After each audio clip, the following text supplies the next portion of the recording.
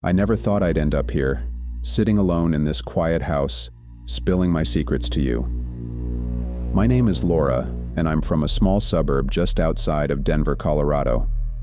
On the surface, I've always seemed like the perfect wife, the devoted stepmother, the woman who'd do anything to keep her family together.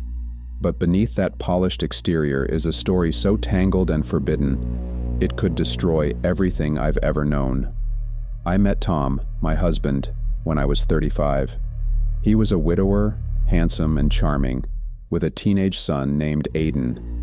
Aiden was 17 when I first entered their lives, and back then I saw him only as a boy, a moody, distant teenager, still grieving the loss of his mother. Tom and I married within a year of meeting, and I threw myself into building a new life with them. I wanted to be a good wife, a good stepmother, and to help heal the wounds left by their loss. For years, things were simple. Aiden went off to college, and Tom and I settled into a comfortable routine. We weren't perfect, of course. Tom worked long hours at his law firm, and sometimes I felt more like a housekeeper than a wife. But I told myself this was normal. Marriage wasn't supposed to be exciting all the time. Everything changed the summer Aiden turned 22. He had just graduated from college and moved back home while he looked for a job. I was 40 by then, and though I tried to convince myself I was still young, the mirror told a different story. Fine lines had started to creep around my eyes, and my body wasn't as firm as it used to be. I felt invisible, both to the world and to my husband, who seemed more interested in his work than in me. But Aiden saw me. At first, it was subtle. A lingering glance when I walked into the room, a compliment on my cooking that felt a little too sincere. I dismissed it as harmless, a young man's natural charm, but as the weeks went by, I couldn't ignore the way his eyes lingered on me, or the way my heart raced whenever he was near. One afternoon, while Tom was at the office, Aiden and I found ourselves alone in the kitchen. I was making lemonade, the summer heat pressing down on the house like a heavy blanket. Aiden walked in, shirtless, his lean, athletic frame glistening with sweat from mowing the lawn. I felt my cheeks flush as he reached for a glass, his fingers brushing mine. "You look beautiful today, Laura," he said, his voice low and soft. I laughed, trying to brush off the comment. "You're just trying to get out of mowing the backyard." But his eyes didn't leave mine. "I mean it," he said. "You're the most beautiful woman I've ever seen." My breath caught in my throat. I wanted to scold him, to remind him that I was his stepmother, that this was inappropriate. But the words wouldn't come. Instead, I felt a warmth spread through me, a thrill I hadn't felt in years. From that moment on, everything changed. Our stolen glances became lingering touches. Innocent conversations turned into long, intimate talks that stretched late into the night. I found myself drawn to him in a way that defied logic, a way that made me question everything I thought I knew about myself. One evening, after Tom had gone to bed, Aiden and I were sitting on the couch, watching a movie. The room was dark except for the flickering light of the TV, and the air between us was thick with unspoken tension. He reached over, his fingers brushing against mine. "Laura," he said, his voice barely above a whisper. "I can't stop thinking about you." I turned to him, my heart pounding so loudly I was sure he could hear it. "Aiden, this isn't right." But even as I said the words, I didn't pull away, and neither did he. He leaned in, his lips brushing against mine, soft and tentative at first, as if giving me a chance to stop him. But I didn't. I couldn't. In that moment, all the guilt and the rules and the consequences melted away, leaving only the intoxicating heat of his touch. Our kisses deepened, growing more urgent as weeks turned into months. We found excuses to be alone, sneaking around the house like teenagers afraid of getting caught. Every stolen moment felt like a drug, and I was hopelessly addicted. But it wasn't just the physical connection that drew me to him. Aiden made me feel alive in a way I hadn't felt in years. He listened to me, made me laugh, reminded me of the woman I used to be before life and responsibility dulled my edges. Of course, the guilt was always there, lurking in the shadows. Every time I looked at Tom, I felt like the worst kind of person. He trusted me, loved me, and I was betraying him in the worst possible way. I told myself I would end it, that I would put a stop to the madness before it destroyed us all. But every time I tried, Aiden would look at me with those piercing blue eyes, and I'd be lost all over again. The turning point came one rainy afternoon in October. Tom had gone out of town for a work conference, leaving Aiden and me alone for the weekend. We spent the entire day in bed, tangled up in each other, talking and laughing and forgetting the world outside the bedroom door. As the rain pattered against the windows, Aiden turned to me, his expression serious. "Laura, I love you." The words hit me like a freight train. I knew he felt something for me, just as I felt something for him. But hearing him say it out loud made it real in a way I wasn't ready for. "Aiden, this can't last," I said, my voice breaking. "Your father, he'll never forgive us, and I can't lose him. I can't lose you." But Aiden shook his head. "We can't keep living a lie. I don't care what people think. I don't care about the rules. I love you, Laura, and I'll do whatever it takes to be with you." I wanted to believe him. I wanted to believe that love was enough, that we could somehow make this work without tearing our family apart. But deep down, I knew the truth. We were playing with fire, and it was only a matter of time before we got burned. As the days turned into weeks, the weight of our secret grew heavier. Tom began to notice the tension between us, the way I avoided his touch, the way Aiden and I couldn't seem to meet his gaze. He asked me if everything was okay, and I lied, telling him I was just tired, stressed, overwhelmed. But I could see the doubt in his eyes. He knew something was wrong, even if he didn't know what. And then one night, everything came crashing down. But that's a story for another time. For now, all I can tell you is that the choices we made that summer set off a chain of events that would change our lives forever. Secrets like ours don't stay hidden forever. And when the truth finally came out, it was more devastating than I could have ever imagined. It was supposed to be an ordinary Saturday evening. Tom had planned a casual dinner with a few of his colleagues, the kind of event I'd hosted countless times before. The house was spotless, the table set to perfection, and I played the role of the devoted wife with precision. I smiled, poured wine, and laughed at jokes that barely registered. But beneath the surface, I was unraveling. Every glance from Aiden, every accidental brush of his hand, sent my pulse racing. I could feel his eyes on me even when I wasn't looking. It was intoxicating, and it was dangerous. After the guests left, Tom retired to bed earlier than usual.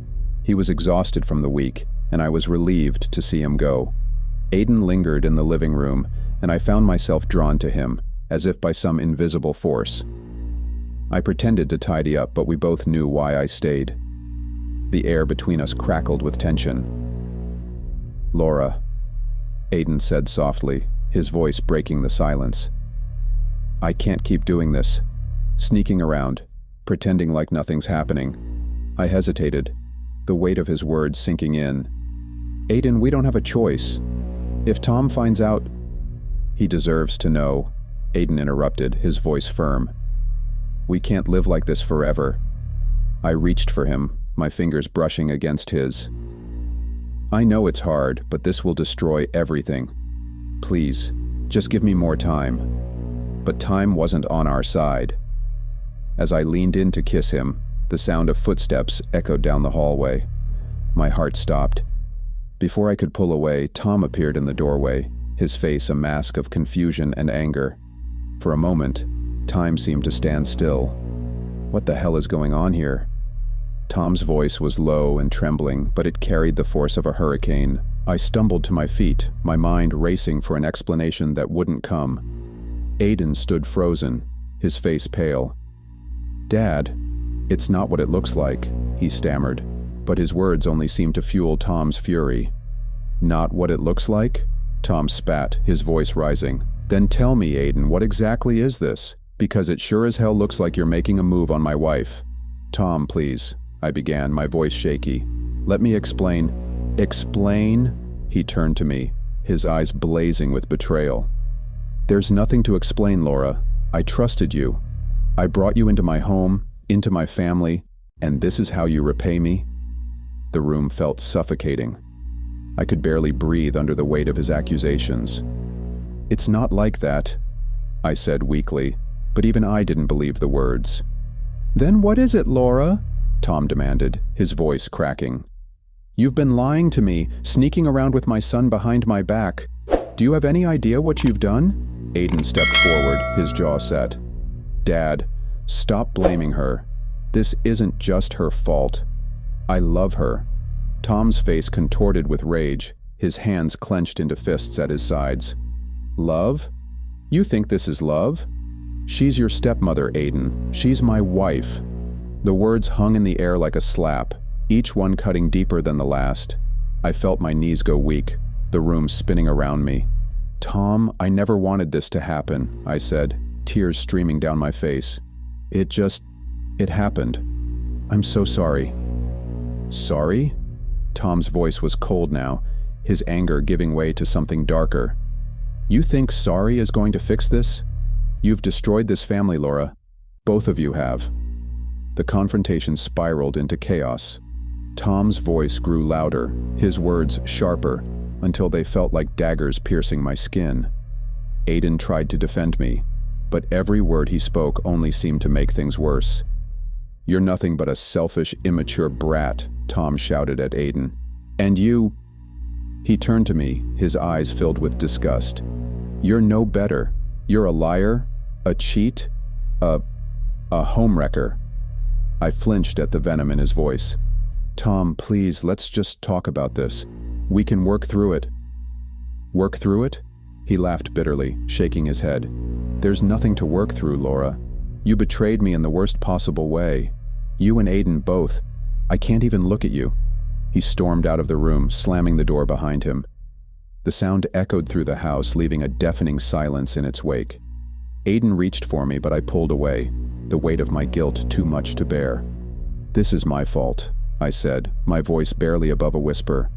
I should have ended this before it went too far. Don't say that, Aiden replied, his eyes pleading. We can still make this right. We can... But I shook my head. It's over, Aiden. We've hurt him too much already.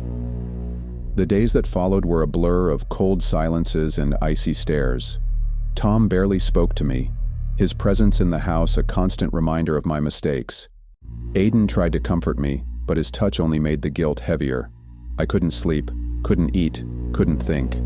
The walls of the house felt like they were closing in on me, suffocating me with the weight of my choices. Then came the day I'd been dreading. Tom sat me down in the kitchen, his face pale but resolute. I've thought about this long enough, he said, his voice devoid of emotion. I want a divorce. The words hit me like a punch to the gut. Tom, please, I begged, tears streaming down my face. Don't do this. We can fix this.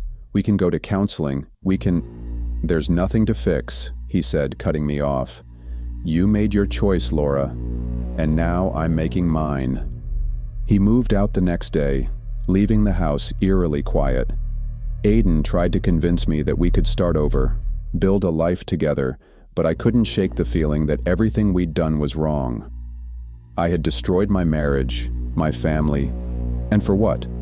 A love that could never survive the weight of its own consequences. But Tom wasn't done. The betrayal had left him bitter and vengeful, and he was determined to make us pay for what we'd done. I knew the worst was yet to come, but I couldn't see a way out. The life I'd built was crumbling around me, and there was nothing I could do to stop it. When the dust finally settled after the divorce, I was left with nothing but silence, and it was deafening. My life had imploded in a way I never could have imagined. Everything I had once taken for granted, love, family, stability, was gone, and in its place was an overwhelming sense of loss that seemed to hollow me out from the inside. Tom didn't waste any time cutting me out of his life. The moment the truth came out, he made it clear that I was dead to him. He sold the house, packed up his things, and moved to another city. taking every shred of normalcy with him. Aiden left shortly after. Whether it was guilt or shame that drove him away, I'll never know. He didn't say goodbye, didn't leave a note, nothing. One day he was there, and the next, he was gone. I was left to pick up the pieces, but there weren't many pieces left to salvage. My friends, if I could even call them that, abandoned me the second they heard what had happened. The whispers, the judgmental glances, the not-so-subtle gossip, they all became a part of my everyday life. No one wanted to be associated with me, the woman who had destroyed her own family. The loneliness was unbearable. Nights stretched into endless hours of staring at the ceiling, replaying every mistake I had made, every wrong turn that had led me to this moment. The quiet was my worst enemy, amplifying the thoughts I couldn't escape. How could I have let things spiral so far out of control? How could I have been so selfish, so blind? I tried to find work to distract myself, but even that was a struggle. My resume might have been solid, but my reputation preceded me. In a small town like ours, word spreads fast, and no employer wanted to take a chance on the woman whose scandal had become local legend. I ended up taking a part-time job at a diner on the edge of town, waiting tables for minimum wage. It was humiliating, but at least it gave me something to do, a reason to get out of bed in the morning. The customers weren't kind. Some of them recognized me, their eyes narrowing in judgment as they whispered to each other behind their menus. Others didn't know my story, but I still felt their pity, their condescension. I became a ghost of the person I once was, floating through my days without purpose, without hope. The divorce left me financially ruined. Tom's lawyer had made sure of that. He took everything, our savings, the house, even the car. I was left with barely enough to cover rent for a tiny, run-down apartment on the outskirts of town. The place was a far cry from the home I had once shared with Tom and Aiden. The walls were thin, the plumbing barely worked, and the neighbors were loud and unfriendly. But it was all I could afford. I tried reaching out to Aiden a few times, but he never responded. I don't blame him. I had dragged him into my mess, turned his life upside down, and ruined his relationship with his father. The guilt of what I had done to him was almost too much to bear. I wanted to tell him I was sorry, to beg for his forgiveness, but I knew it wouldn't change anything. The damage was done. Everywhere I went, I felt like I was wearing a scarlet letter. People stared, whispered, judged. Even strangers seemed to sense that I was someone to be avoided, someone unworthy of kindness or compassion. I became a recluse, venturing out only when absolutely necessary. The walls of my apartment became both my prison and my sanctuary. The emotional toll was unbearable. I fell into a deep depression, the kind that makes it hard to even get out of bed. I stopped taking care of myself, stopped eating, stopped caring. Days blended into weeks, and weeks into months. I barely recognized the person staring back at me in the mirror, a pale, hollow shell of the woman I used to be. Therapy was a lifeline I couldn't afford, but I knew I needed help. I started attending a free support group at a local community center. It was a small group, just a handful of people, all of us carrying our own burdens. For the first time in what felt like forever, I was able to speak openly about my pain, my regrets, my shame. The group didn't judge me. They listened, they understood, and slowly, I began to feel a glimmer of hope. But healing was a slow and painful process. For every step forward, I felt like I took 2 steps back. The memories of Aiden haunted me. His smile, his laughter, the way he made me feel alive in a way I hadn't felt in years. I knew our relationship was wrong, that it had been doomed from the start, but that didn't make it any easier to let go. Tom's absence was a different kind of pain. He had been my anchor, my partner, the person I thought I would grow old with. Losing him was like losing a part of myself, a part I knew I would never get back. I replayed our last conversation over and over in my mind. his voice filled with anger and betrayal as he told me he never wanted to see me again. I wanted to hate him for how he had treated me during the divorce, for how he had turned Aiden against me. But deep down, I knew I deserved it. The few times I ventured into town, I couldn't escape the reminders of my old life. The coffee shop where Tom and I used to go on Sunday mornings, the park where we had picnicked as a family. Even the grocery store felt like a minefield, every aisle filled with memories I wished I could forget. One day, as I was leaving the diner after a particularly grueling shift, I saw Tom. He was sitting outside a cafe with a woman I didn't recognize.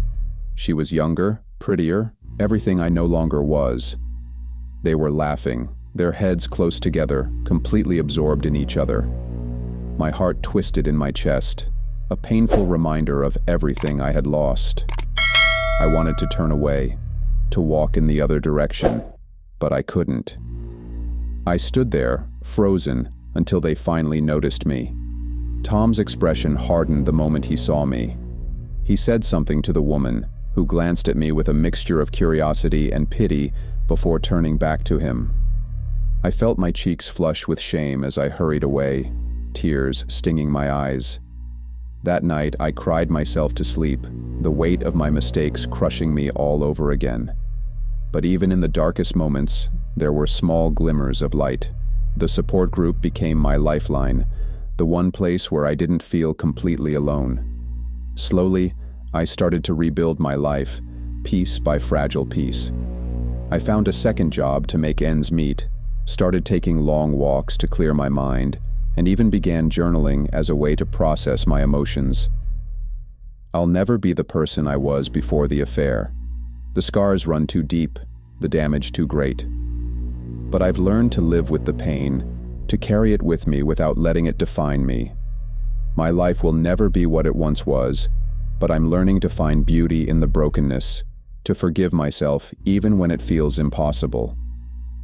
If there's one thing I've learned through all of this, it's that life doesn't give us do-overs. We can't erase our mistakes or undo the choices we've made. All we can do is pick up the pieces, learn from our failures, and try to move forward. It's not easy, and it's not pretty, but it's the only way to survive. As I sit here now, writing these words, don't know what the future holds. Don't know if ever find love again, or if ever truly forgive myself for what I've done. But do know one thing. I'm still here. And for now, that's enough. If this story moved you, shocked you, or made you reflect on life's complexities, don't forget to share your thoughts in the comments below. Your feedback means the world and helps inspire more captivating stories. Make sure to subscribe to stay updated with more gripping narratives like this one. Hit the subscribe button and turn on notifications so you don't miss the next chapter in our storytelling journey.